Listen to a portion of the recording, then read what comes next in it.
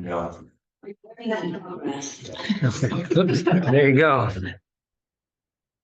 Well, it's good to be here. I'm from East Tennessee. I was raised in East Tennessee, worked throughout the South. My work origin regular healthcare. For 20 years, that's my training is healthcare. And in 2000, I changed over to lifestyle, and then that vein ever since. I guess I watched any of y'all work in healthcare. I saw an approach where we spent more time looking at signs and symptoms, treating signs and symptoms, and not getting to root cause. And being raised on a farm, my daddy and my granddaddy taught me you got to get to root cause. You got a tractor having problems, you got to fix it. And, find out what the problem is, fix it.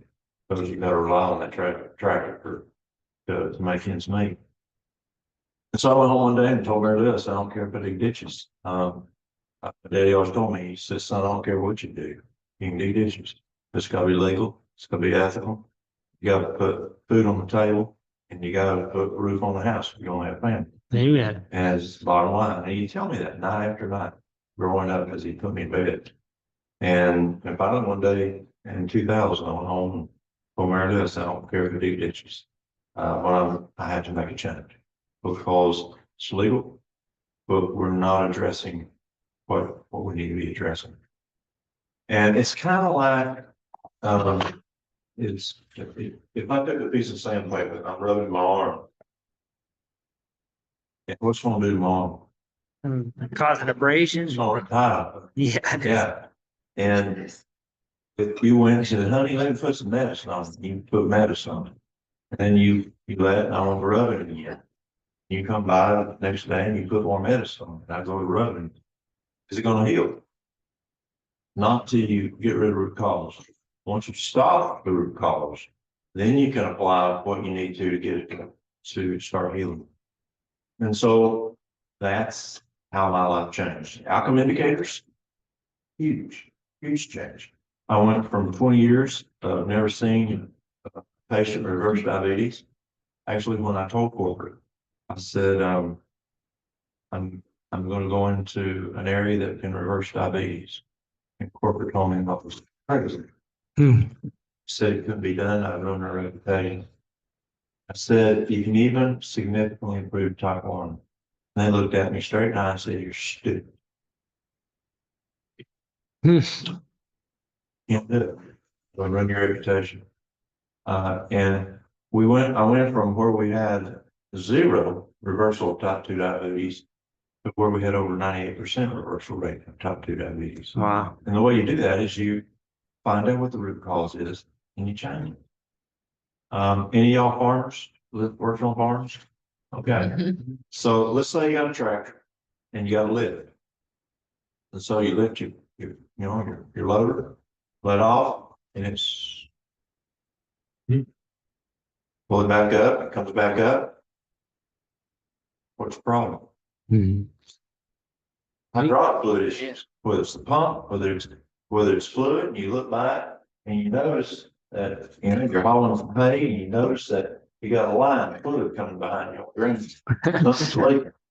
Well, you got 2 options. You can hire a hire hand, 4 or 5 gallon bucket of hydraulic fluid, or you can fix a leak. Knowing a farmer, he's gonna fix a leak because he ain't got the money to have a hire hand just to pour the hydraulic fluid. And I found that that's what we were doing. We were the hired hand that people were paying to treat signs and symptoms and not get to root cause. And so that's what I do. Is try to figure, and it's not a cookie cutter. Nobody's the same. Whether it's on the pharmaceutical side, you can take Benadryl and wake you up. You can take Benadryl and put you to sleep. I mean, and whether it's the pharmaceutical side, whether it's the vitamin side. And so you have to look at what's going to work for that person individual. But there's laws There's systems, and you can start with that, and then you can adjust it based on that specific person. So that's what I've been, and I'm gone. Meredith had her way. I've been home at least 2 weekends a month, but it's usually 0 to 1 weekend a month. Because I truly believe that we ain't got much time. Do you agree with that? Yeah. I truly believe that. And if people are willing to learn how to do this, I'm willing to, because we're told in inspiration, soon there'll be no work done. And it's all lines, but not the mission work. That means the last two is going to be, will be a literature evangelist and then a commissioner. But she says soon we won't even be able to do literature evangelism. And so if we're to be out there pointing the sense of soul Christ, only tool we've had is medical missionary work. Now, a lot of people have become just because they're interested for themselves. You know, they want to get feeling better. They want to get rid of the diabetes. They want to get rid of the heart disease. They want to get rid of the lupus. They want to get rid of fill in the blank. Or they have a spouse, or they have family members, and that's fine.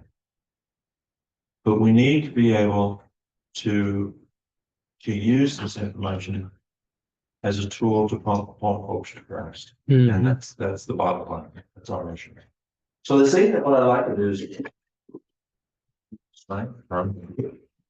so tonight I like to look at how to develop an effective lifestyle plan, whether that plan is for you,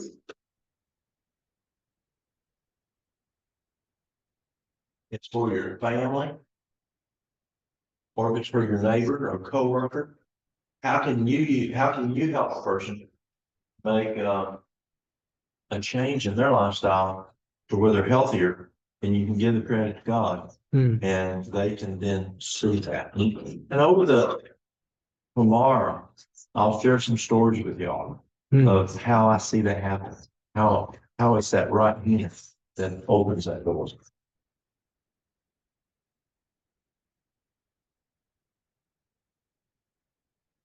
When we look at problems out there today, the number one New Year's resolution is weight loss. Every year. Once every year.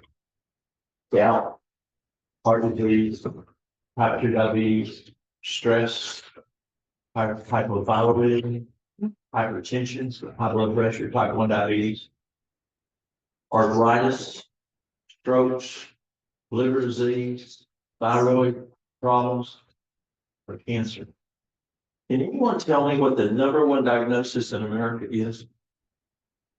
It's on there.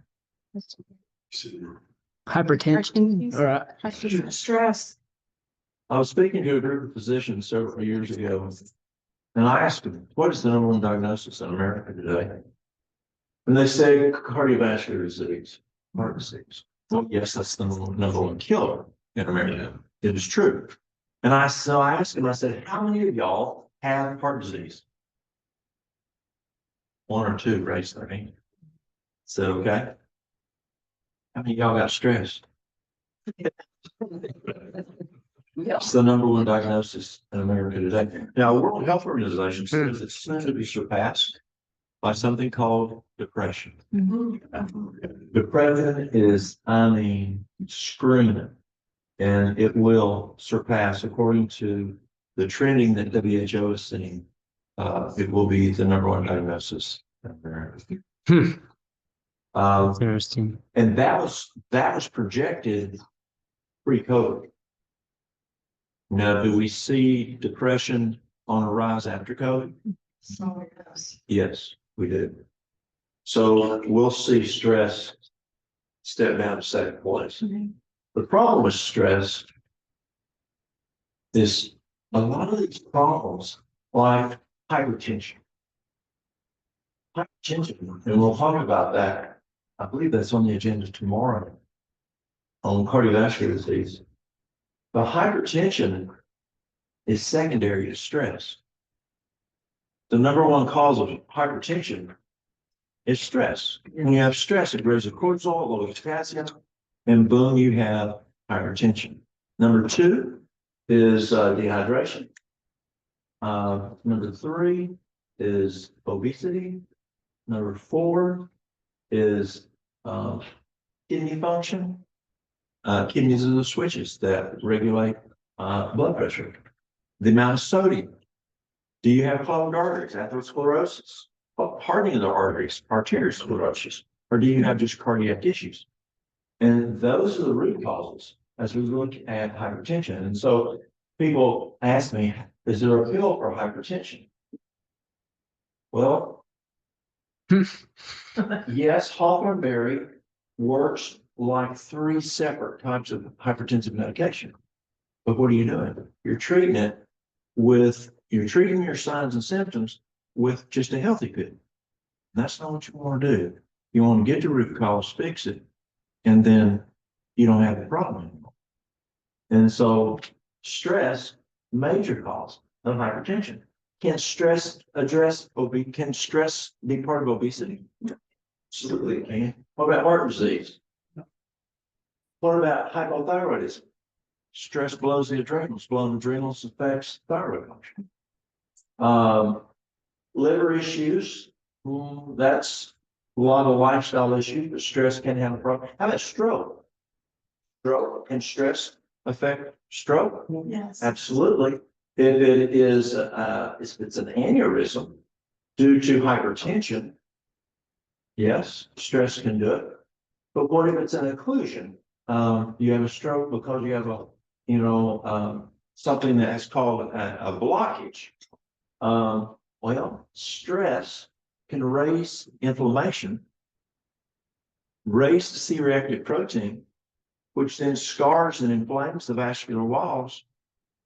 And then you're just just good cholesterol. You have to have cholesterol, you'll die. But even normal, good level of cholesterol goes in and starts repairing that scarring and that inflammation.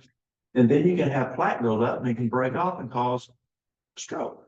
So actually root cause could be stress. Can stress cause cancer? I think it's the biggest cause. Lowers the immune system. Take out the immune system, you're gonna good chances, be more prone to cancer. Thyroid, we talked hypothyroidism, thyroid issues, yes. Arthritis, inflammation, stress can, but there's some more things I find there. Type 2 diabetes. There's three major causes of type 2 diabetes, and I think we're talking about that tomorrow. Is that right? Cardiovascular, but it'll. Okay, so it is cardiovascular. There's not enough time to share with y'all. There's 3 causes of type 2 diabetes. 3 things. You get rid of those 3 things, diabetes goes away. Diabetes type 2 is easier to reverse than toenail fungus. Diabetes type 2 is easier to reverse than toenail fungus. Toenail fungus, plan on a good year. When I went to Africa last time, had a lady there, her blood sugar was right at 400. She was on insulin. She was on metformin. In 2 weeks, she was off insulin. She was off metformin. Blood sugar was 115. The time before that, I was in the same place in Rwanda. I go to Rwanda and teach. Time before that, I had another lady, insulin, metformin. Her blood sugar was in that 400 range. In 2 weeks, she was off metformin, off insulin, and her blood sugar was 120. It's fast. It's fast. So what happens with diabetes is we have trillions of cells, and around the cells you have insulin receptors, and on that receptor you've got a door. And if you have type 2 diabetes, it's called, what's it called?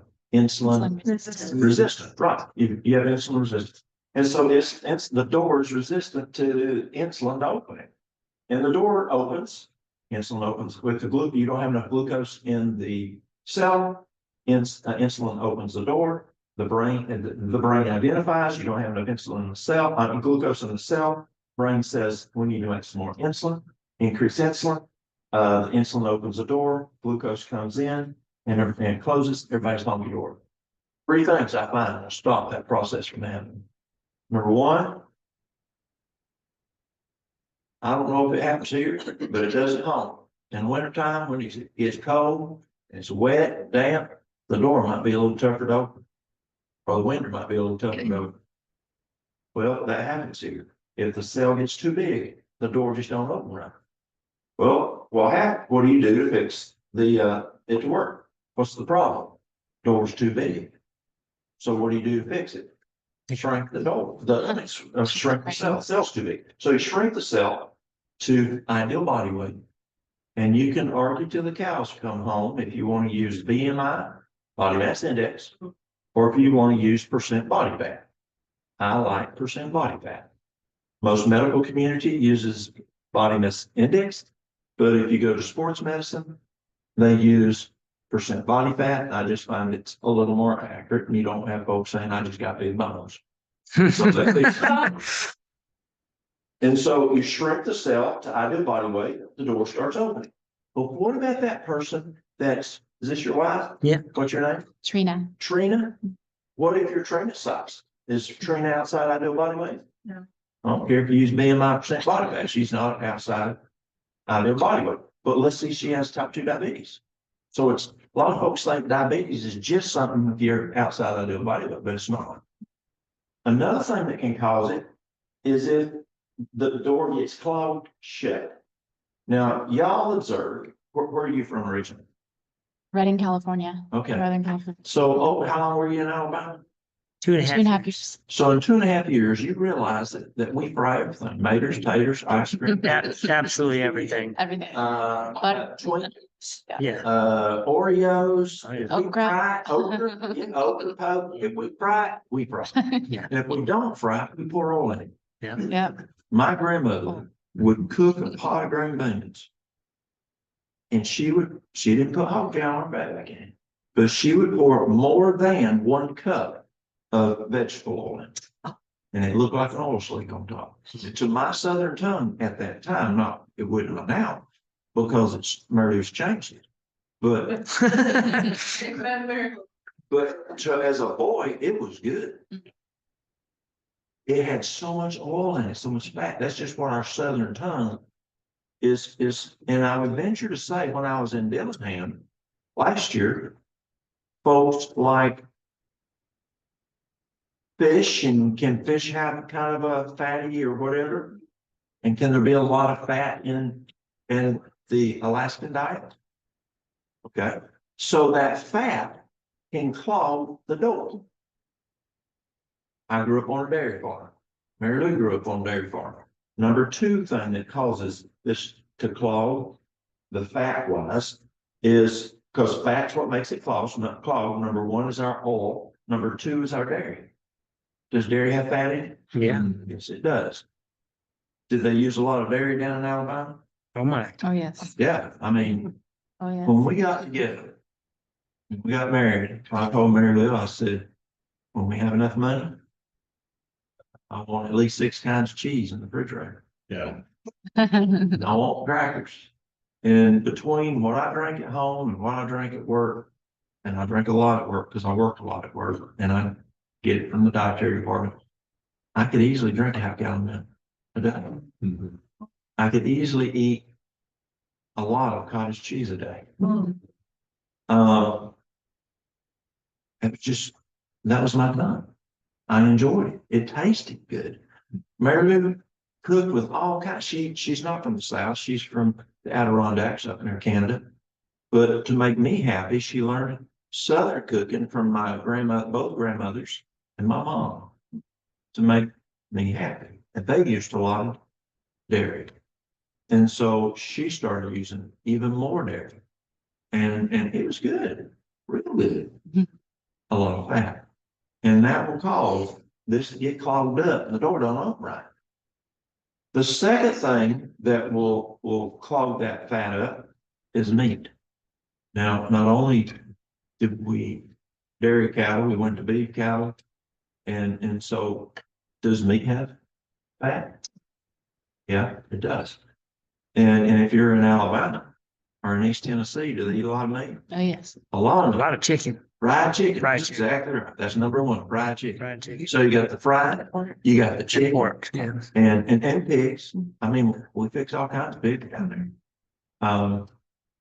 I mean, you can't go out to a restaurant and get vegetables. Or you can better today.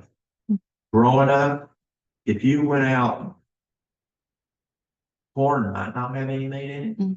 but it might. Right. It might.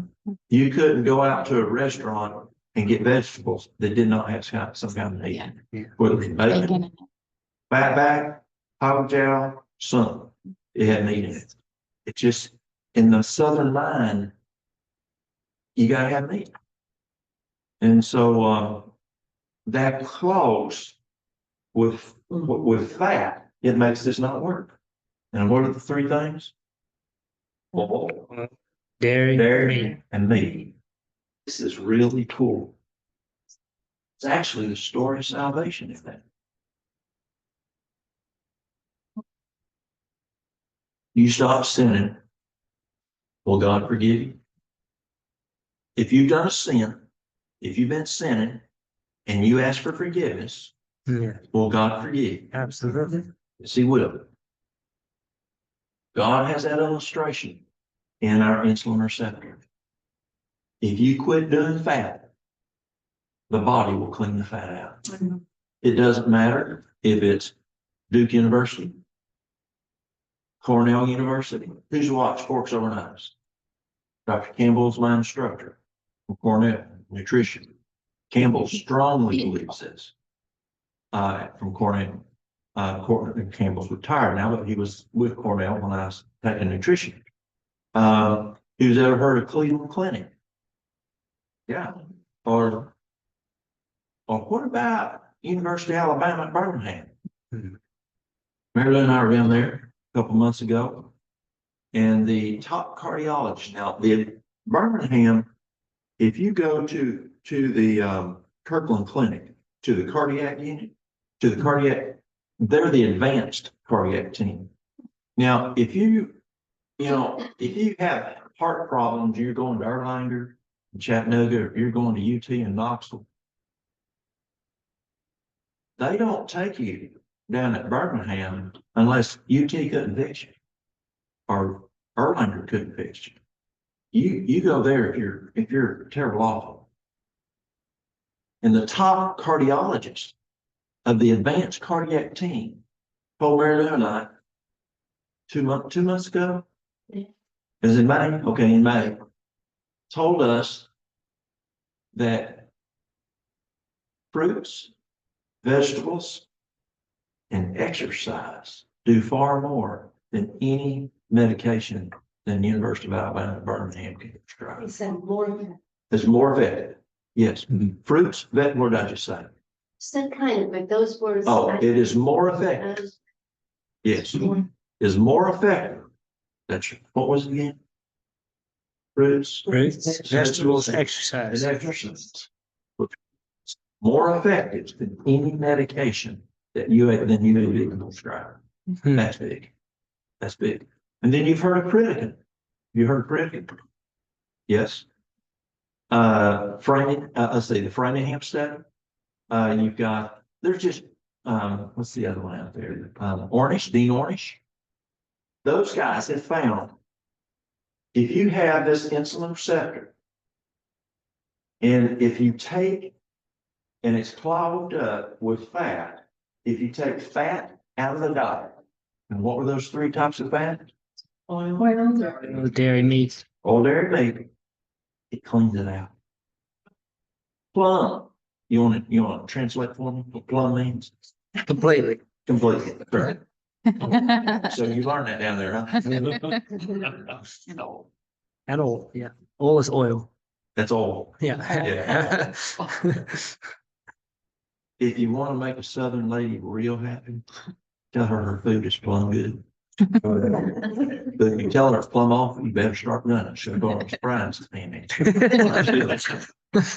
So what happened is, if you stop fats, now obviously we have to have fats. You got fats, proteins, carbohydrates, vitamins, minerals. You gotta have those guys. But are there good fats? Yes. What's good fats? Avocados, nuts, olives. No. But those guys that I just mentioned, they stop all those fats, heavier fat. Now, obviously, there's still some fats in our other foods. But during this process of cleaning this out, they stop the avocados, they stop the nuts, and they stop the olives because they're a little higher. Even though they're the good fats. And what that does is it cleans that insulin receptor plumb clean. Is that not the story of redemption? It is. Does God love us? Yes. He does love us. And so that cleans it out. The third cause. So the first cause of the insulin receptor not working is what? No, the first cause was the cells too big. Oh, yeah, cells to be. Outside ideal body weight. Number two is fats. And there's three types of fats, and that is Oil, dairy, meat. oil, dairy, meat. And the third thing that makes this insulin receptor not work well is inflammation. Mhm. Now, according to Harvard University, and Harvard's a great resource. I study Harvard's stuff a lot. I study Mayo. They're both two tremendous research locations. I get multiple emails a day out of Harvard on lifestyle medicine. It's huge. I mean, really good information.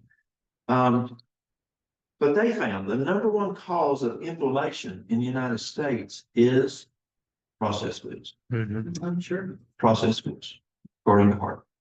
Do we see processed foods? Everywhere. We do. Number two, sleep deprivation. Mhm. Sleep deprivation is huge in causing inflammation. Stress causes inflammation. And so those three things, if we can get rid of those three problems, the insulin receptor works fine and the diabetes will reverse. And it's amazing. Well, anyway, as we look at these many health issues, what do we do to develop a lifestyle program? Here's some of the costs on HIV. Let's see here. We'll go from the top 11. HIV and AIDS, about 24 billion. Hyperlipidemia, 34.5 billion. Kidney disease, 38 billion. Mental disorders, arthritis, COPD, and asthma. The reason you see COPD and asthma broke out there is because for years we had asthma part of COPD. Okay. So if you only look at COPD today, and you looked at the trending and historically, you say, boy, he's struck. But we got to put them together for a while because they were part of it. See, COPD is emphysema, chronic bronchitis. That's it today. We used to say asthma was part of it. We pulled it out about 6 years ago. Obesity, cancer, dementia, number two, diabetes. And look how easy diabetes is to reverse. Type 2. Type 1's a whole different disease, whole different animal. According to, there's a fellow who knew Dr. Crane from Loma Linda, Milton Crane. Crane told me this years ago. He said, Walt, the number one cause type 1 diabetes is dairy. Wow. When I took nutrition from Cornell University, guess what T. Colin Campbell taught us? Dairy increases the probability of a child's risk of type 1 diabetes by 1,100%. Significant. Yeah. Significant. So as we look at diabetes, significantly preventable, significantly reversible, especially type 2. And type 1, it's a whole lot harder. Because if you're after the honeymoon period, it's a lot harder to reverse. Even the honeymoon period is hard enough to reverse. But you can have a person with type 1 diabetes on taking 60, 80 units of insulin, and it's not uncommon to see them down to 5, 10 units of insulin. Now, is that better than 60 or 80 units? Absolutely it is. Absolutely. And then you have heart disease. That's the big guy. That's our costliest and our deadliest.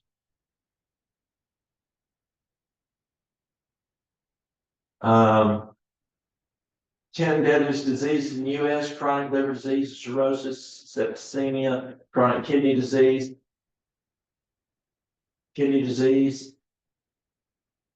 It's amazing. We can have folks come from UT, other places, stage 4 kidney disease, and have kidney disease totally gone in 3 months. Now, is that not tremendous? Now, what do we use? We use a program that that's been around for a while. Actually, a couple months ago, it's been 160 years.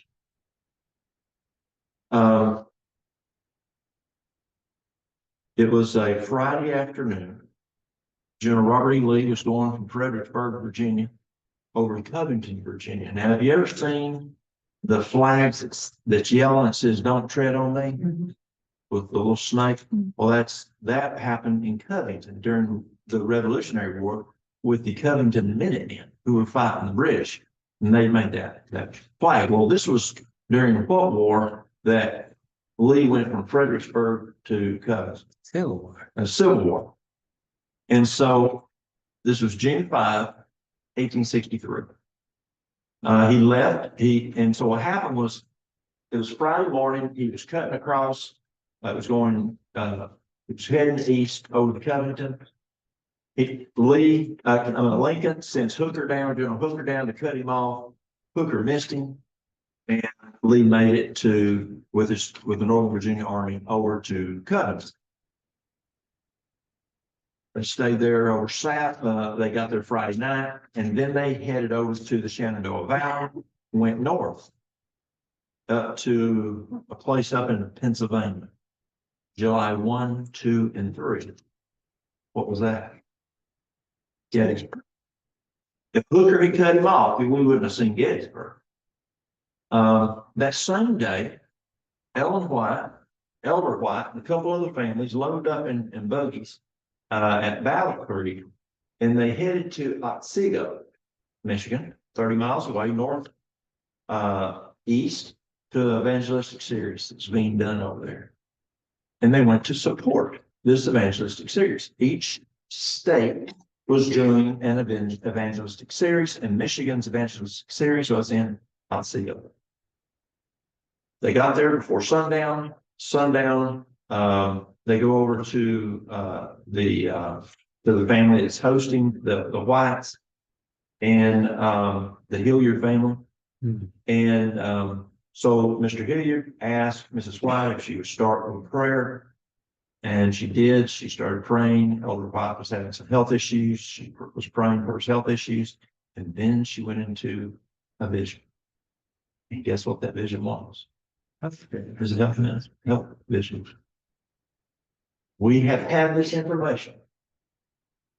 How long? 160 years. 160 years. And that's what we use when we address kidney disease and a lot of these issues. All of them, actually.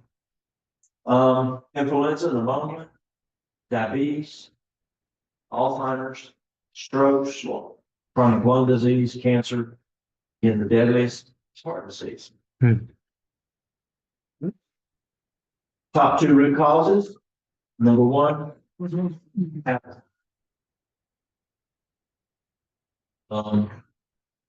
number 2, sedentariness. Is appetite something new? Where did it start? In the garden. In the garden. Started in the garden. How about a guy by the name of Esau? How about these 4 guys, Shadrach, Meshach, Abednego, and Daniel? Was there appetite issues there? Yes. How about the children of Israel when they're out in the desert? They wanted the first box of Egypt. What was the first temptation after the 40 days that Satan gave Christ? Bread. Appetite. It's nothing new. We're actually told by that same author, if we can overcome appetite, we can overcome every other temptation. And number 2 is get up and get moving. And a lot of folks aren't getting up today. And they need to be outside too. What's the prescription? Get up, change one's lifestyle. When, anybody in here? There's more folks coming. Anybody ever work in healthcare? Get it? Okay, okay. So did you ever hear of something called API? Assess, plan, implement, evaluate. Yes. So that's what we used for many years. And then we changed it in North Carolina back probably 30 years ago. We had a committee over there and we were using API, but we were having issues as we were at the state level, as we were looking at putting plans in place and needed a mission. So we put mission first. What's your mission? Then assess the problem, make a plan, implement that plan, and then evaluate, is that plan working? Mm-hmm. If it's not working, go back up and look at your mission. Mission drives everything. If it ain't part of the mission, you ain't done it. Corporate America. If it's part of the mission, you better be done. So you're going to be going somewhere else. You don't have to worry about it. Because they're going to have people in corporate America that's following their mission. Then assess it. Make a new plan, implement that new plan, then evaluate. Is it working or not? Who's farming? Do you do that in farming? Absolutely you do. Whether you're gardening, farming, what's your mission? Grow food, grow hay, whatever it might be. You make your assessment. What do you need to do based on what your soil ability? Some soil just doesn't grow stuff. You probably don't grow pineapples very good up here. Yeah. And so that would not be wise to plant pineapples outside, especially. Assess it. What will that soil grow? What is the needs? What do you have the capability of growing? What's the market bearing? Make your plan. What am I going to grow? Am I going to grow at different times? What are you doing? Implement. You're going to plant your seeds. You're going to cultivate it, and then you're going to glean it, and then, or if you're out there and you're looking and it ain't growing too good, why is it not growing well? My son took my daughter-in-law was complaining about something this week, and my son took her out to her garden. And he says, "Well, let's assess it. Let's evaluate."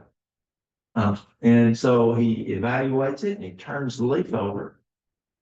What do you find on the bottom side? Probably bugs. Found some problems. Showed her what to look for. And so that's that evaluation process. So you either address the problem or, you say, well, that just doesn't, pineapples just don't grow good around here. And you grow something that will grow. And so as you're looking at health issues, what's your mission? Assess what your health problems are. Make your plan, implement the plan, and evaluate, is it working? We call it trimming. The scales might be one of your tools. Your blood sugar might be one of the tools. Your blood pressure may be one of the tools. Your A1C may be one of the tools, that you're using to evaluate. Or how are you feeling? Are you plumb tired? Are you still plumb tired? You need to find out what you need to do. So what's your mission? Assess it. As you assess, you want to look at your health history. One of the most misdiagnosed diagnoses is genetically predisposed. It is. And we're now proving it in science with where we're looking at where actually you can change it with what's called epigenetics. Mm-hmm. And guess what? When you listen to these highfalutin schools talking about epigenetics, they're talking about 7 laws. Which one are they missing? Trust in God. Yeah. Problem with that is when you then now go start teaching those 8 laws, people go, I know that Harvard's teaching that. No, they ain't. That's how Satan does it. People now think, oh, I now know that stuff. And they don't even listen to it from us now because why? The rocks are crying out. And now Harvard's teaching those laws, and now they don't need that trust in God because Harvard ain't teaching it. So you want to look at your health history, look at your family history. Mine, and let's see here, 20, 23 years ago, my cholesterol was 288. Wow. The guys at Walt told me I needed to take a statin drug. Pardon? Been longer than that now? It was in the late 90s. And the guys at work said, you're gonna have to take a statin. Look at your daddy, look at your granddaddy, look at their family. You're genetically predisposed. When I quit eating cholesterol, I decided to quit eating cholesterol at the same time. My cholesterol went from 288 to 104. See, at the house, you got a kitchen sink. And you got a hole about this big that the water comes out. And you got a hole about this big that your drain goes out. You can turn both spigots on, it ain't gonna overflow. Because it's just designed that way. But what happens if you start pouring in 5-gallon buckets of water along with both of them spigots turned on? Are you gonna overflow? Mm-hmm. You are. So if our bodies, for the most part, do fine until we start pouring in the cholesterol. Now, what has cholesterol? What foods have cholesterol? Animal products. Dairy, meat. There's some other things that will cause cholesterol to elevate outside of those. One is cashews in volume, not every once in a while. But if you're doing cashew cream, cashew gravy, cashew butter, cashew whatever, cheese. I mean, there's people who go and they will replace dairy with cashews. And I understand why, it makes it richer.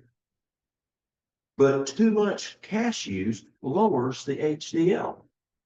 And when you lower the HDL, the LDL will go up. Another thing that, who's ever listened to Dr. William Davis? He's a cardiologist. Davis has been studying this since 1990. So we're looking at 33 years he's been studying this as a cardiologist. And he's found that the North American wheat raises LDL.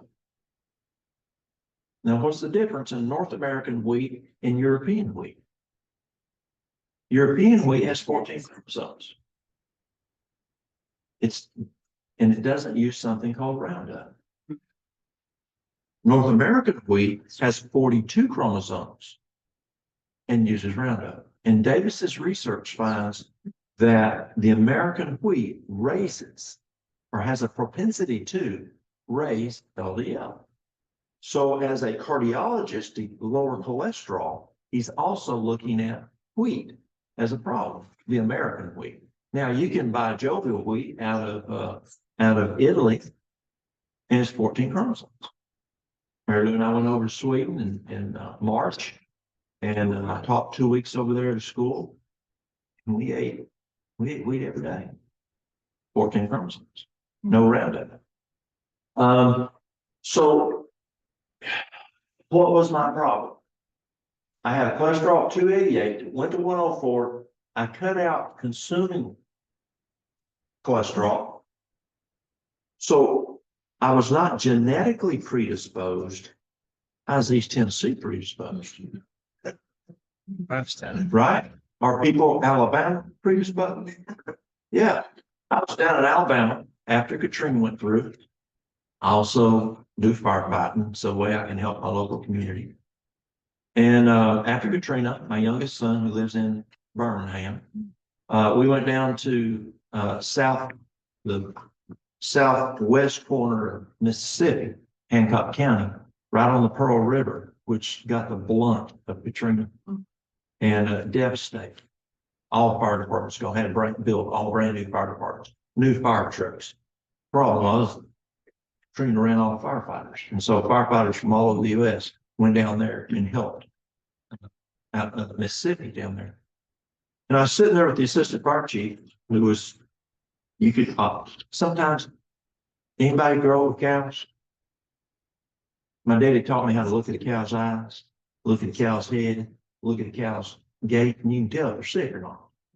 Well, you can take that philosophy and put it on people and tell too, if they're sick just by looking at them. Well, you can tell this guy had health issues. We're sitting there, and I said, "Yeah, well, he had syndrome X, diabetes, heart disease, obesity. I mean, he had typically what happens with a fluent diet." And I said, "Well, can I help you with that? That's what I do for work." He goes, "Oh no," he says, "my doctor said all I have to do is take the pills he gives me." He says, "I just got Southern Mississippi syndrome. If I take the pills, I'll do whatever I want to do." And maybe we do have Southern Mississippi syndrome, but it's lifestyle. That's what it is. And so we find as a health history, it may not be. And yes, I don't just totally throw out genetics, but I can tell you, a lot of times it's other than genetics. It can be lifestyle. And if it is genetics, take a look at it. With epigenetics, we're learning they can change. Age, some things happen when we get older. Would you agree? True. I get really frustrated. Because my son, who's also in the fire department, he'll stop me and say, "Dad, don't do that." Oh, yeah. No, don't do that. No, I can't do that. But up here knows what to do, but down here, does it change? Yes. It does. So age can have an effect. But yet I had a Zoom, 2 nights ago? Out of, it was an international Zoom, health Zoom. And one of the professors, he's 78 years old. Can you believe Jim's 78 years old now? 78 years old. And he is the #1 in America in that age bracket in the 70s for the Olympics, Wow. senior Olympics. 78 years old. His specialty is the hurdle. Man. The hurdle. Oh, my. He's 78 years old. And he's #1. But he's a doctor and he does lifestyle health. Occupation, can occupation affect our health? Farmers, can occupation affect health? Is there chemicals? What about the guy who's a body man? Does body work on cars? Oh. Yeah. Or what about, forgot why I went into a nail salon recently. Oh, yeah. So I was putting a flyer up. Yeah, I was putting a flyer up for a health class. And I went in there. I don't see how that people breathe. Yeah. I really don't. That's we call it LDA, IDLH, immediate Oh, danger to life and health in firefighting. Mhm. IDLH. That's IDLH those folks are in. Yeah. Work schedule. Does that affect health? What do you think is the worst work schedule? Night shift. Variable, Variable, yeah. Alright. variable time. That's right. A lot of folks think third shift. But what's worse than third shift is swing shift. Hmm. Your body don't know what it's doing. Yeah. And who's ever heard of bush beans? They work with the swing shift. And their body is getting beat over here and beat. You ever been in a pillow fight when you were a kid and you had 2 people on you? I'll teach you this way. You come over here, boom, boom. Yeah. Remember that when we were kids? Yeah. That is where work schedule, when a person works, swing shift, but work schedule can affect you. List your, you wanna list your health concerns. Number and, consistency of bowel movements. When I was at the clinic, when I left healthcare, I went to a clinic as director. And I sit down and do a history on these ladies out of New York City, highfalutin ladies out of New York City. I say, "How much do you have today?" They look at me like none of your business. But is that important? Yes, It is.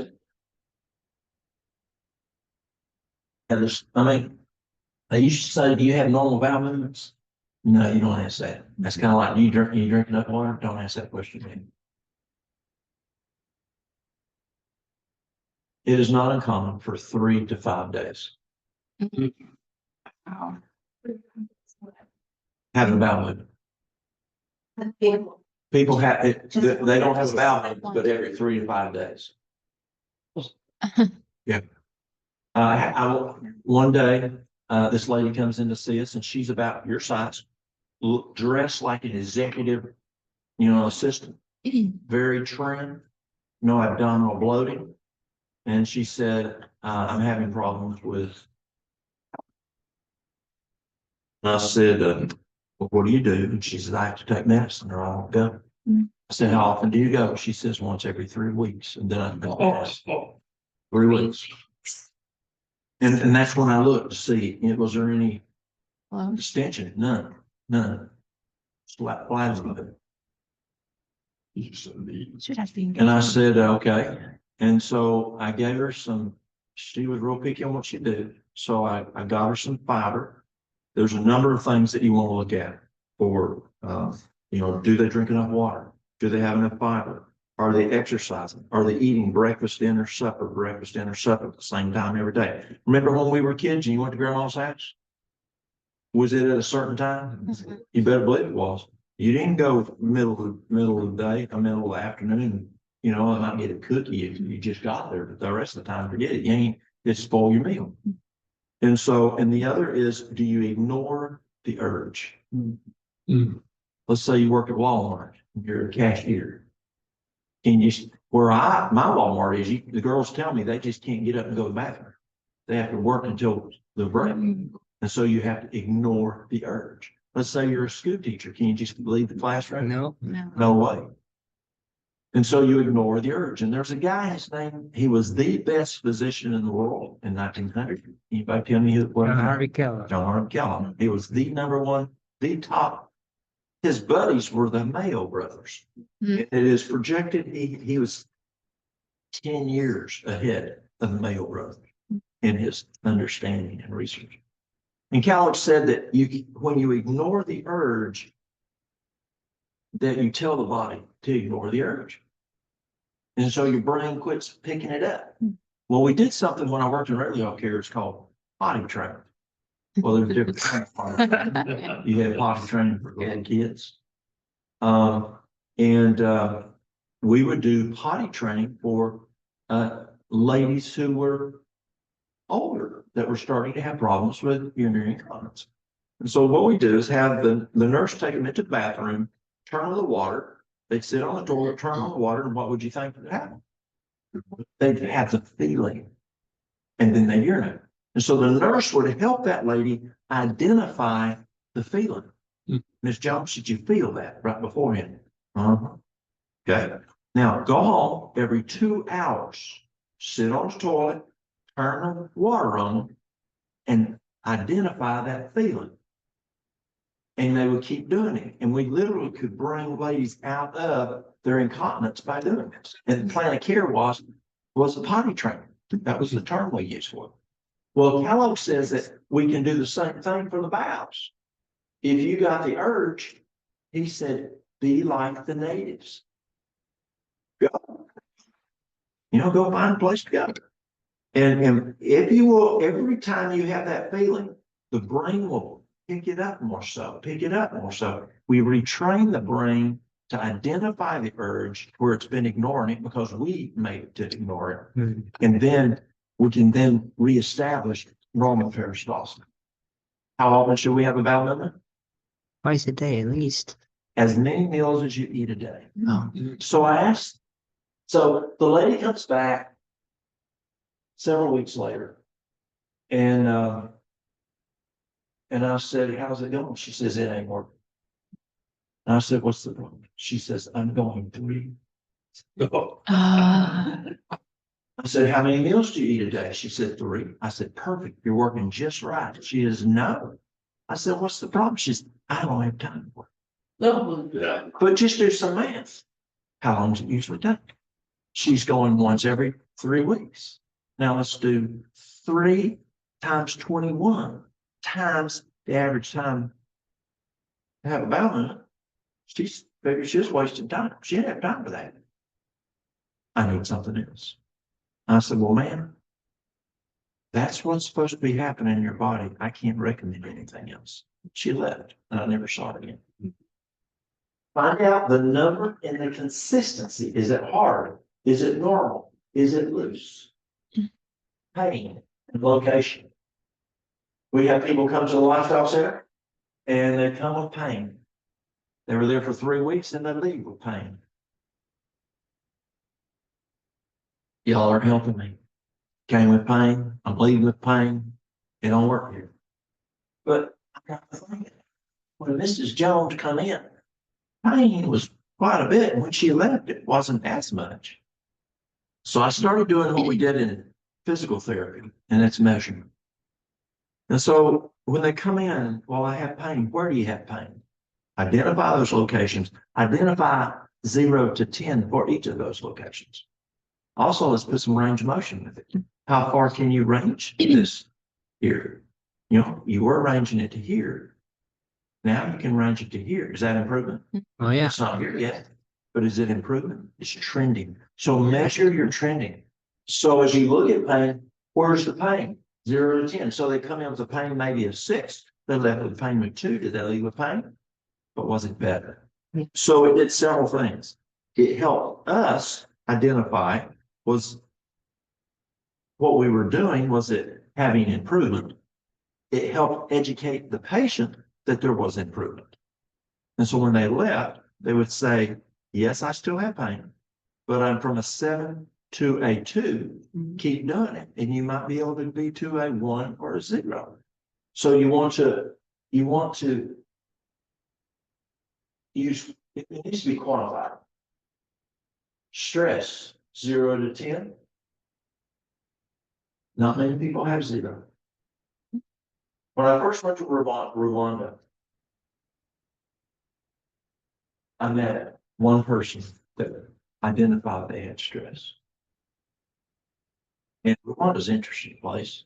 I mean, I would talk to literally, I was working with ministers of agencies, ambassadors, Supreme Court justice, Parliament, the folks that were farmers. Huge range. And this one guy come in one night, he and his wife, and we were doing a day program and a night program. And he said, I'm having some issues. I'm having a lot of stress. And he said, and I said, what do you do? He says, well, I'm a policeman.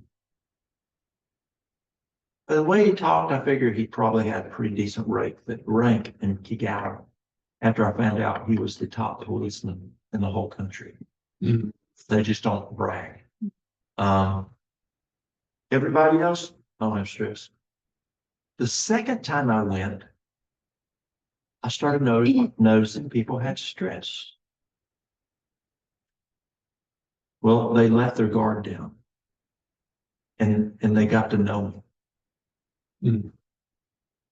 In Rwanda, President Paul says we have to move on from genocide. Move on. Did your daddy ever tell you you got to move on? My dad's, you know, he said, you want something to cry about? Move on. I'll give you something to cry about. Move on. No, we got to be a man. So, you know, that mentality that our grandfathers and our fathers taught us men, I don't know how they taught y'all ladies, but that's how we were taught. Well, President Paul expects them to get on with it. You know, let's not keep, genocide was terrible, awful. Over 1 million people were slaughtered by their neighbors. Just another tribe. And in 100 days. Over 1 million people in 100 days. And if President Paul hadn't come back in, the goal was to totally annihilate the Tutsis. And so what was happening was the first time they didn't know me, but as they got to know me, then they would open up in the conference president. Just wrap your head around this. The conference president, his wife and 8 children were slaughtered by machete. I met people who had no siblings, no children, no spouse, no parents, no grandparents, no aunts and uncles, no living relatives, because they had all been slaughtered. Mhm. It was terrible.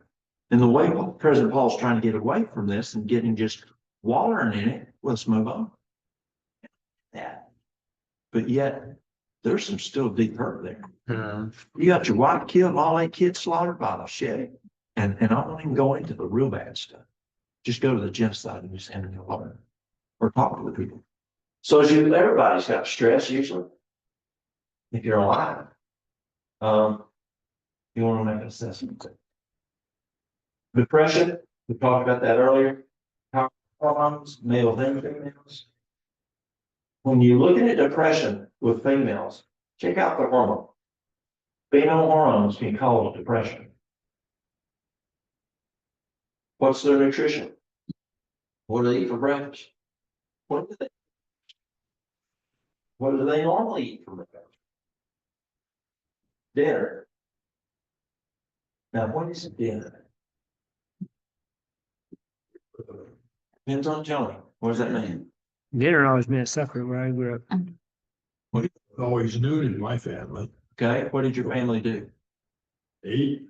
Now, what kind of work? Oh, my dad was from a farm. They worked at a factory. Okay, Paris Pine, I worked there a great deal too. okay. So you've got dinner. What do you eat? Or when do you eat? What do you normally eat? Now, here we go. And then we have supper. So notice where dinner was. I slept in one supper. Dinner and supper were the same thing. Let's look at it. What do you usually call the meal? Lunch. So if you read medical books back in the 1800s, it says that lunch is unhealthy. Ellen White said, lunch, you should not eat lunch. Dr. Kellogg said we should not eat lunch. And if you look at when they talked about it, they called the noon meal dinner. So where did the word, or what was the lunch they said was unhealthy in medical books? Pardon? Probably what we call brunch.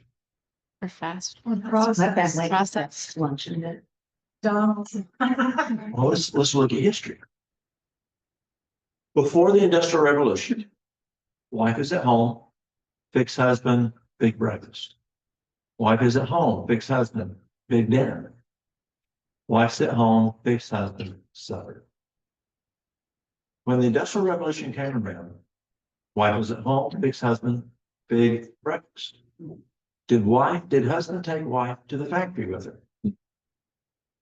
So did he take that big noon meal with him? So there was another meal that people were eating, and it was called lunch. Today we call that a snack. Midnight snack. So the term snack back in the 1800s was called lunch. And so it meant little meal. So wife sends husband with his little meal to the factory. And when the husband came back home from the factory, wife's at home. And now, instead of a smaller supper, he wants bigger meal. And what did big meal mean? Thanksgiving lunch or Thanksgiving dinner, Dinner. Christmas lunch or Christmas dinner. Dinner means big meal. So now she fixed him the big meal. So the big meal name went to the evening, and that little meal was lunch. And that's where lunch came from. And that's why your family called it dinner, because they come from a farm. Exactly right. That's why we call it dinner, because my family came from farmers. Now, why do I teach breakfast, dinner, supper? Which is better for us? Is it better to have a bigger meal at dinner and a light meal at supper? See, people are now doing intermittent fasting. And so they plumb skip breakfast. Now, intermittent fasting is good, but have you read the book Proof Positive by Neil Nedley? It'd be a good book for the church to get in the library. Excellent book. It's Neil, who knows Neil Nedley? Okay. Neil is internal medicine. Neil has to have, if he says this much, he has this much documentation to say to back up what he says. Excellent book. In there, he talks about when you don't eat breakfast within 2 hours of awakening, it increases your risk of a heart attack by 150% because of the platelets stickier. And eating breakfast thins them out. Then Neil in that same book talks about Dr. Koop. And Dr. Koop, he was the best in the world on metabolism. And Koop said when you eat breakfast, it increases metabolism, you burn calories. When you eat dinner, it increases metabolism, it burns calories. But around 3 o'clock in the afternoon, different here, y'all. But when you eat, and around 3 in the afternoon, God starts shutting off the metabolism. So when you eat supper, you don't have the metabolism burning that meal off, especially if you eat a meal and lay down within 3 to 4 hours. That food has a propensity to putrefy and ferment. On the farm, when I grew up, we had big breakfast, we had big dinner. In the summer, we might eat watermelon, we might eat soup, we might eat cantaloupe, or we might have popcorn. Wintertime, we would have soup or popcorn. Little. Farmers are smart people. If there weren't, they would fail. True. They would lose that evaluation process if you ain't smart. My kinfolk, they found if you eat a big meal at night like the city folk. My mother's parents were from Chattanooga. My dad's family from the mountains. One weekend, we went down to Chattanooga and spent the weekend with my mom's folks. Come back up Monday morning. I was staying with my grandmother's before I was in school. My dad worked on the farm. My mom worked at the hospital. And I asked my dad's mom, I said, "What's for lunch?"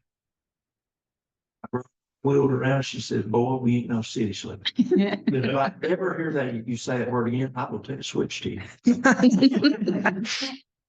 They were strict back then, those old mountain grandmas. And so they realized that eating a big supper, you just didn't feel as good because on farms on a dairy farm, you get up at 3:30 in the morning. You go to bed with the chickens, you get up with the chickens. And they identified if you ate a big meal, you just didn't feel too good. Use horse sense. Don't do it to yourself. Well, when you look at Mrs. White's writing, she says, eat breakfast like a king, dinner like a queen, and supper like a pauper. Or I'd say like a college student. So it's a big meal for breakfast, a decent one for dinner, and then if you do eat supper, eat a light supper. So you want to look at your history of, what you're eating at each meal, when do you eat each meal, and what you normally eat. Now I have people who come in and tell me, "Well, I just eat one meal a day. You think they're a cat? Yeah. They were grazing all day. Try it. They eat one meal all day. Is that healthy for us? I know. No. Your digestive system needs a rest. Dr.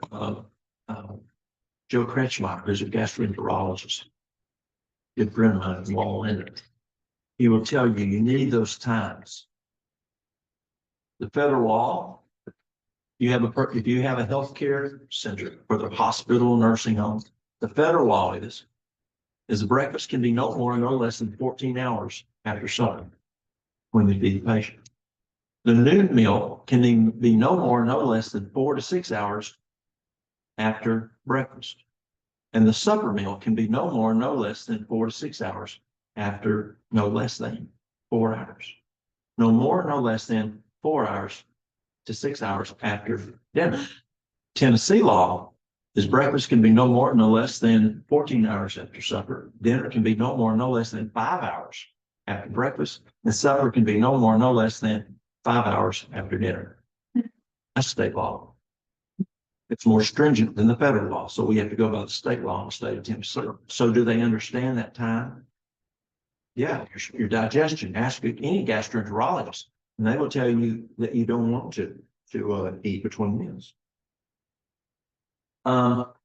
So when do they eat? And then what do they normally eat? You want to find that out. Can that tell you why they have certain health problems? Mm-hmm. When I worked, the biggest person I ever worked with is a fellow who's 572 pounds. Big man. Anywhere from 450 on up. When I sit down and do a history, they're usually eating hamburgers, hot dogs, pizza, chips, and soft drinks. That's usually the biggest part of their diet. And the thing is, that person can be malnourished. You think, how can that person who's eating that many calories and is that big be now malnourished? But they can. It's called empty calories. Mhm. You need nutrition dense food. And where's the best place to get nutrition dense food? Fruits and veggies. Plant. Pardon? Fruits and veggies. Where's the best place to obtain Your garden. Farm. your backyard? You know what the soil is. You know what seeds were used. You've heard of heirloom seeds, the ones that reproduce. You've heard of hybrid seeds that don't reproduce. The University of North Carolina, Department of Agriculture found if you have a large piece of land, same quality of soil, you put hybrid seeds, heirloom seeds. On average, hybrid seeds uptake only 40% of the nutrients out of that soil into that plant that the heirloom seeds do. That's 40 cents on the dollar in nutrition, just based on what seeds you stuck in the ground. It's huge, y'all.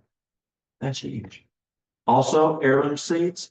Well, hybrid food has a propensity to have a short shelf life. Is that true? It rots faster. In 1903, they started spraying it with stuff to try to extend that shelf life, and actually that stuff actually came from the pharmaceutical industry. Then they found that they could do something called hybridization. And in the hybridization, they could get rid of the stuff or minimize the stuff in the heirloom food that caused it to, what they thought, rot faster. Well, they found out it wasn't rotting, it was digesting. The chemicals that they super hybridized out or reduced significantly were amylase, protease, and lactase. Those are enzymes. Digestive enzymes. And so when we have digestion in the body, we have amylase, protease, and lipase, primarily amylase in our saliva, which soaks into the food if you chew it right. And then it goes to the stomach. And that first part of the stomach is the first part of digestion. The second part of the digestion is enzymes and hydrochloric acid from the lower part of the stomach. And then the third part of digestion is in the small intestines from enzymes from where? Fibers. So what happened is we went and hybridized out the enzymes that were part of this process that God gave us. What we're now finding as science is when we don't have enough digestive enzymes in our food, we're deficient of digestive enzymes. So you can either go and buy it at the store, at your health food store, or you can grow heirloom food. And what they're finding it's doing is, one, it is not breaking it down adequately from macro to micronutrients. And so you can have macro where it's not breaking down small on it. Have you ever been to an apple orchard where they grade apples and you got the little ones drop in first, then the big ones fall in, the middle ones, and then the big ones fall in? You know how that grading system works? Well, in our intestines, we have villi. They look like a finger, shaped just like a finger. It's like a bunch of shag carpet, and it has micro screens on it. And macronutrients can't make it in there because they're too big, and you just defecate them out. So when you don't have enough enzymes, you may not be breaking the food down enough to where you just poop it out instead of absorbing it in. Though you ate it, your body can't break it down enough because you don't have enough enzymes.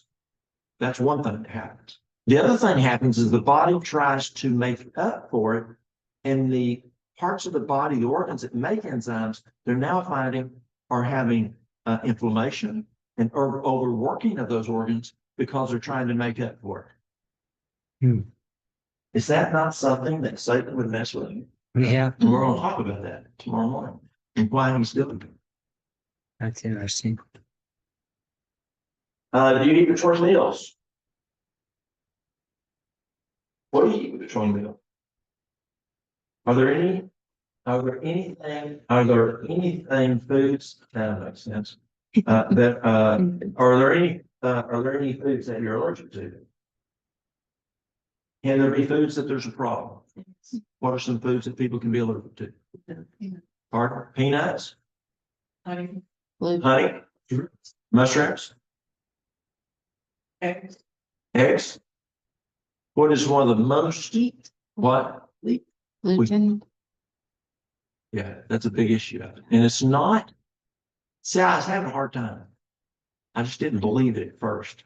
I mean, I had a very smart food scientist tell me this. Then I had this lady called Dr. Agatha Thrash tell me. And Dr. Thrash and I were real good friends.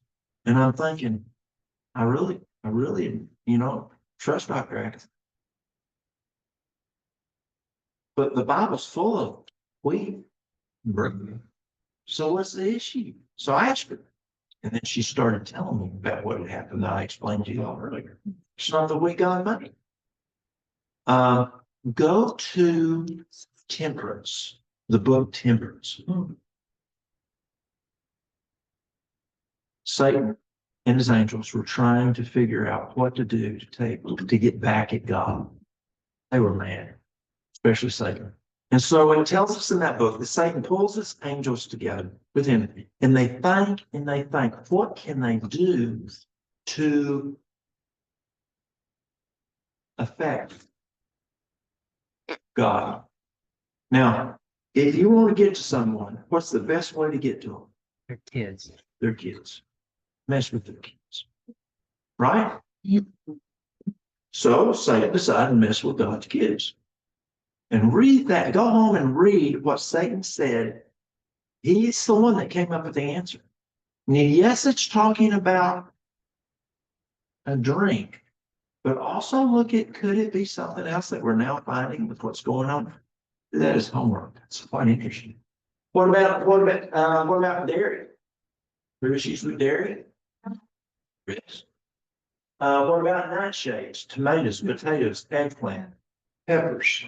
Yeah, it's a big problem with inflammation or something. Yeah. So you want to know if there's anything that they're allergic. There's issues of exercise, and we're running out of time. But you want to look at the person's exercise program, not just do you exercise. You know, what is your program? What do you do for exercise? Types of exercise, time and duration of exercise. And we'll talk about that tomorrow. Water. How much water do you drink every day? I got people who come to me and say, I don't do water. Or, yeah, I drink water. How much you drink? I drink 2 pots of coffee a day. It's what water is. Now, this doesn't happen anymore, but when I came back to East Tennessee 19 years ago, I did get this, and it was not an uncommon response, but those people have died off now. And they'd say, do you, how much water? I don't drink water. Well, what do? I drink it, I get it in my moonshine. They wouldn't, they consume it, they thought, in the moonshine. But water is huge. This guy came in one time, he says, I don't do water. I said, what do you drink? He says, I drink Mountain Dew. How much Mountain Dew? And this guy has diabetes, type 2. I said, how much Mountain Dew do you do? And he says, I drink 3 liters a day. 3 liters of Mountain Dew a day. Do you drink soft drinks? If so, how much and how often? Do you drink milk? If so, how often and how much? Do you drink tea? If so, how often, how much? Now, most of y'all, if you're from here, you don't understand that. Mhm. But these two understand that from being down in Alabama.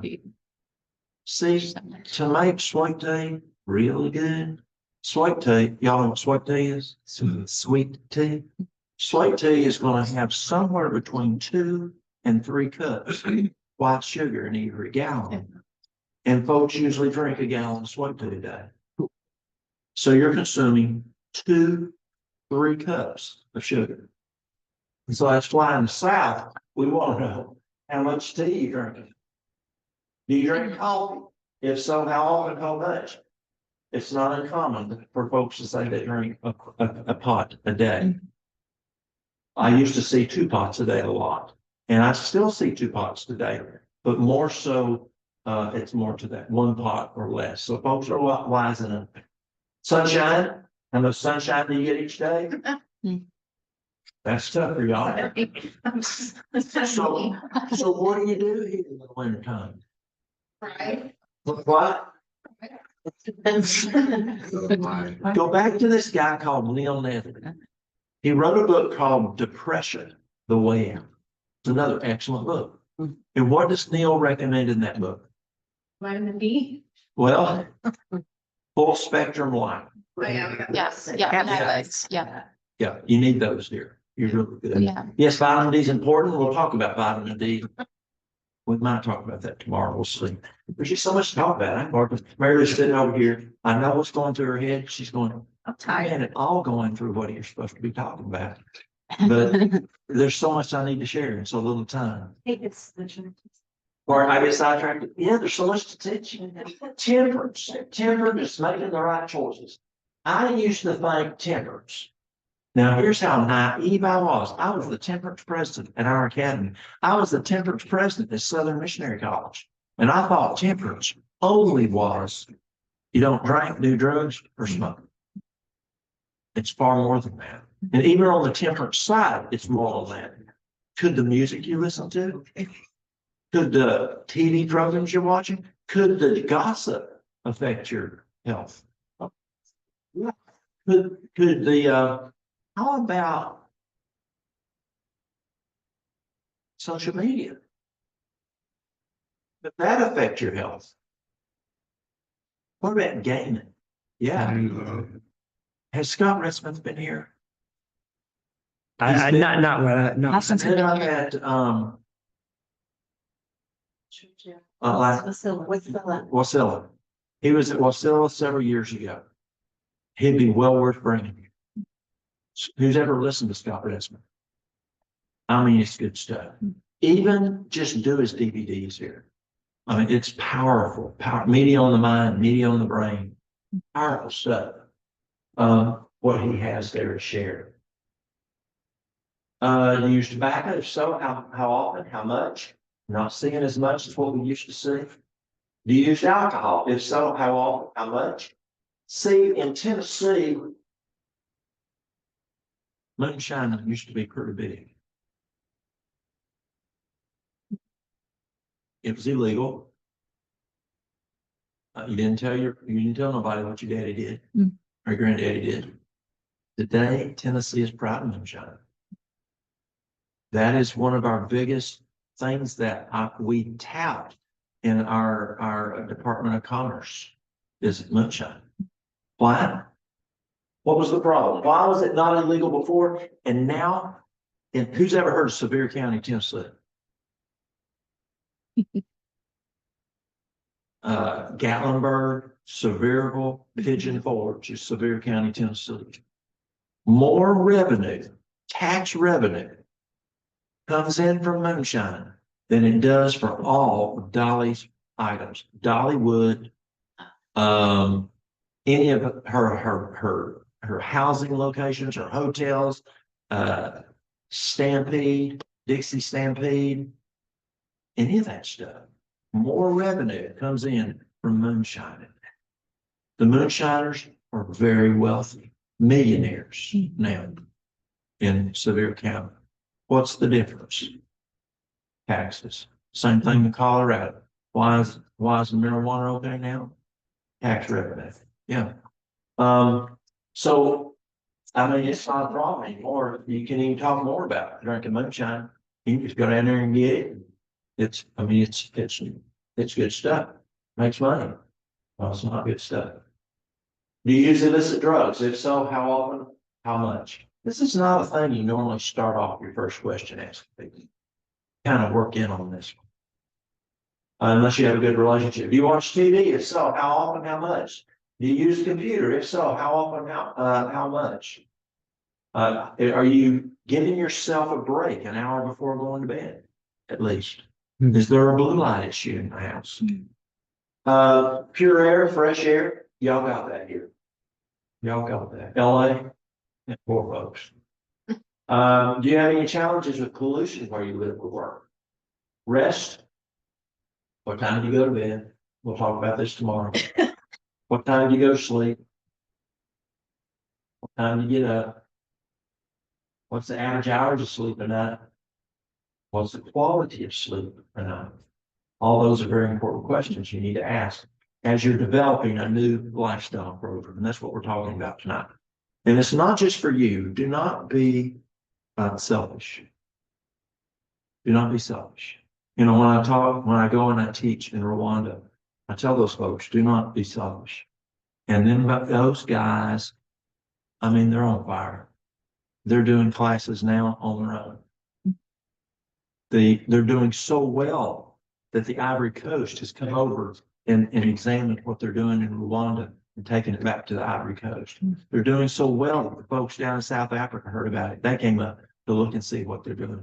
I mean, they took off with it. Of anywhere that I've taught, they are doing the best. They really are. And don't be selfish. Use it just for yourself. Use it for other folks. And I wish I had time to share more about the medical missionary work and where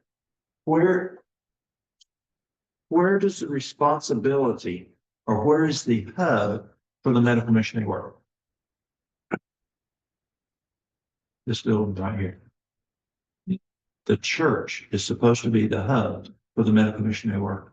It's to teach its members to be medical missionaries. It's to teach the children to be medical missionaries. It was exciting last week. We had a physician there and she likes lifestyle. And to be able to say, okay, you know, you're working at whatever plant that makes widgets and your buddy has high blood pressure. And you can say, you know, listen, I want to take you to this restaurant. Let's go eat out this restaurant. And it's one of the church members who has a restaurant. And you can let them eat some good, healthy food. And then they say, well, where do you get that? On the way back to the office, back to the factory, take them by this health food store. that a church member has, and you can show them this health food. We can buy it in there. Well, where do you learn to make it that way? Well, I know a place we have classes on how to make smoothies. We have classes on how to make healthy breakfasts, and that's right here. That's this room right here. Can be used for that, or should be being used for that. And then, but my doctor said I'd be on blood pressure medicine the rest of my life. Well, last week I pointed to a lady sitting right there who's a physician. I said, no, you send them to her. And then she can teach them how to get off that blood pressure medicine. But just like an orthopedist doesn't do the physical therapy, the orthopedist sends that patient to the physical therapist, and the physical therapist writes the evaluation and what plan should be. And then it goes back to orthopedist. He signs off on it, but does the orthopedist do the physical therapy? No, the PT does. And so I told that doctor last week, I say, don't do it all. You send them back to the church members who can teach that person how to do what we're talking tonight. And then you just keep coming and evaluating, just as that orthopedist evaluates what PT's doing. She thought it was great. She doesn't have time to teach this, but the church members who are the medical missionaries can do that. And then she can help that person come off those medications and be their new doctor. That's how it works. And this is the training school. And people will come in, and we have a program at our church called how-to classes. It's how-to all kinds of stuff. Our most popular are gardening classes, how to analyze the soil, how to amend the soil, how to prune things, how to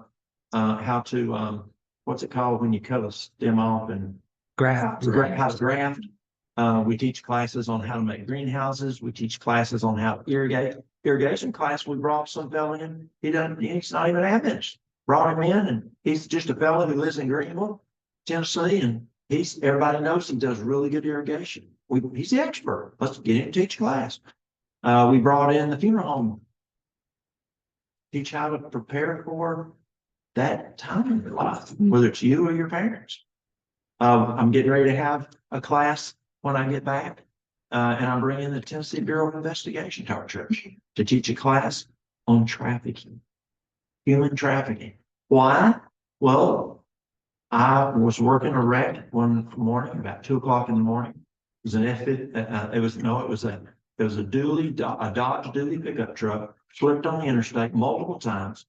There was a guy in his 30s.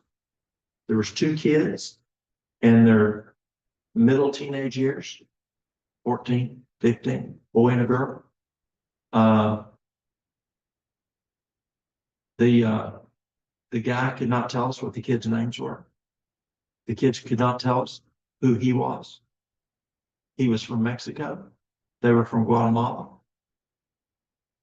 Female trooper looked inside the girl. Well, the girl she didn't have shoes on. She had old clothes on. She says, "Where's your clothes?" Went over and looked at these 2 things, opened them up. It was not the clothes that a 14, 15-year-old girl should be wearing. The shoes were not shoes that age girl should not be wearing. What was happening? Trafficking. So the next day, I'm going, this is the problem right through our area. So I called a friend of mine who works for Tennessee Bureau of Investigation, TBI. I said, Darby, this is what we had. Can you help me? She said, absolutely. So they're coming to teach a class on how to recognize human trafficking. I mean, and why do we do these classes? Our pastor, do you know Jeremy Arnold?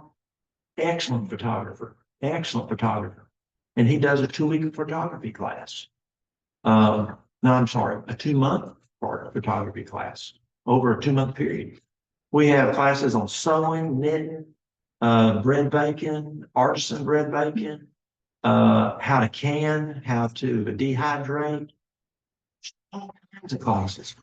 Well, I'm sitting there one night, and this guy, we brought him up from Athens, Tennessee, and he's teaching a class on how to do soil analysis. And I'm sitting there, and there's a lady ahead of me. We'd already had a class on how to collect the soil and then send it off, get the analysis. And it wasn't just testing three things that we normally do with the UT. Ag agent, it was much more comprehensive. And so Alan was teaching how to figure those numbers and how to amend the soil much more effectively. And I'm sitting there waiting. This lady's getting hers done. I'm sitting here, and the lady leans over to me and she says, "You know what you're doing, don't you?" I'm like, what she's saying. But sometimes you haven't done it. I said, "What do you mean?" She says, "You know what you're doing, don't you?" She says, "I'm from this county. I'm from this town. I'm Baptist. I knew I would never step foot in this church. And you got me in here, dude. You know what you're doing, don't you?" Is that not what we're doing here? What is God's, and we talked about mission. What is God's mission? Save humanity. What is Jesus' mission? To save humanity. What is our mission? Point the sin-sick soul to Christ. Amen. That is why you and I do what we do every day. By doing this, by learning this, we're told that we'll be much more effective in doing it.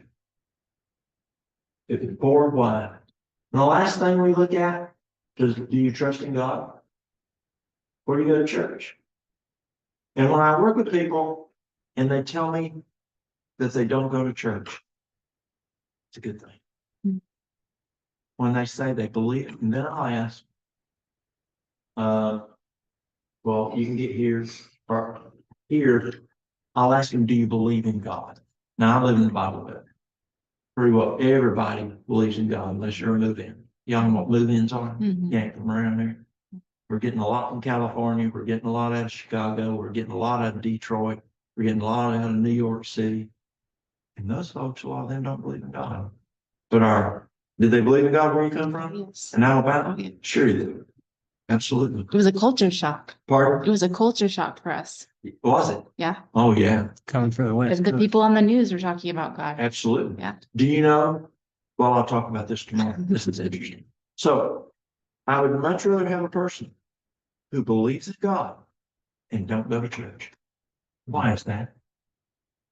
Because see, if they go to the local Baptist church, do you think I can pull them away from that Baptist church very easy? But if they believe in God and don't go to church, they might be searching. Now, I'm still looking for that Baptist and that Lutheran and that Methodist. And I'll end with this. Several years ago, Mary Lou gave one of our customers a ministry of healing.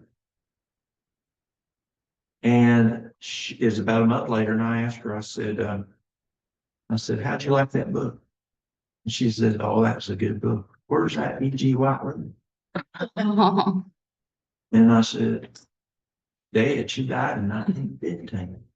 And the lady looked at me with that look. And she's thinking, she says, it's almost like she's a prophet. Mm. I didn't notice back then. Country people who are farmers, they're pretty smart people. Her husband's a Methodist preacher, 2 churches. And I said, you like reading? Yeah. You like reading on the Reformation? Yeah. I said, I've got a book on the Reformation. Would you like to read it? What do you think I got? Very Controversy. Gave it to him. She goes, oh, that's up by that same E.G. White person. I'll enjoy this. So it was, what, a month, 2 months later, I saw her and she was standing on one side. I've got a counter, got beans on it, and I got rice on it. And I was on the bean side, she's on the rice side. And I said, how'd you like that book on the Reformation? She looked at me and she said, ain't the Reformation got my attention? She said, I believe Saturday is true Sabbath. Mhm. Well, we started doing Bible studies. She and her family would come to, we did classes, Mary Lou and the kids and I would do branch Sabbath school called Camp Health.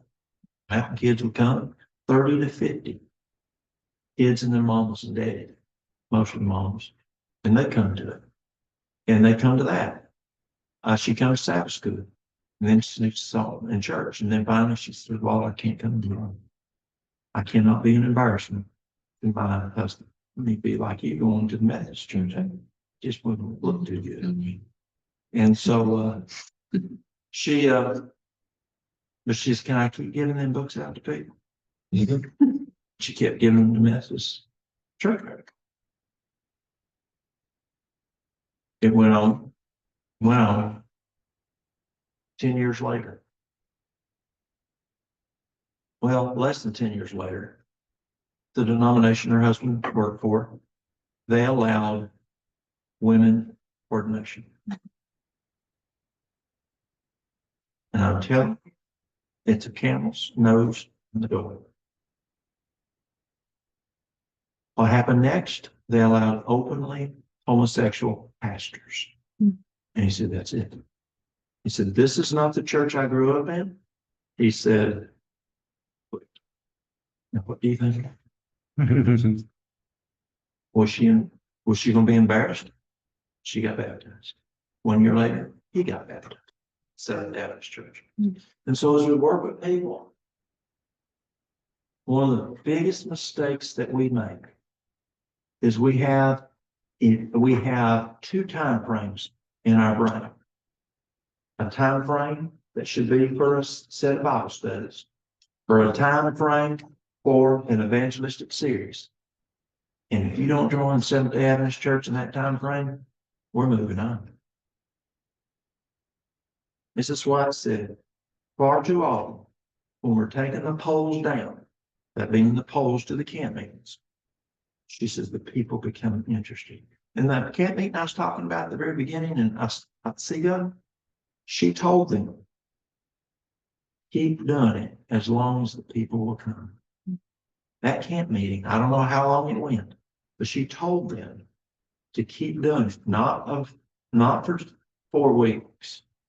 Keep doing it until they quit, until there's no interest anymore.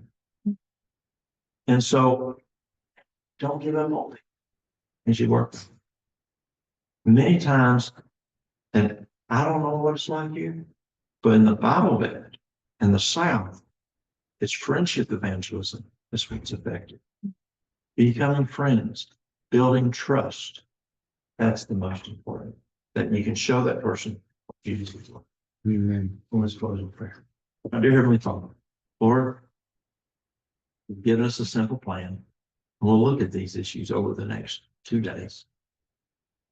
Lord, give us a desire. Give us a hunger. Have a desire to learn and to want to grab hold of your mission to point the sin sick soul to Christ. For without that, we don't have a job working for you. Lord, we ask that you will help us to learn, help us to be effective. Lord, turn this church into a medical missionary training center. Lord, we ask that you will be with us tonight, give us a safe driving home, give us a good night's rest, and bring us back in the morning. We ask this in Jesus' name.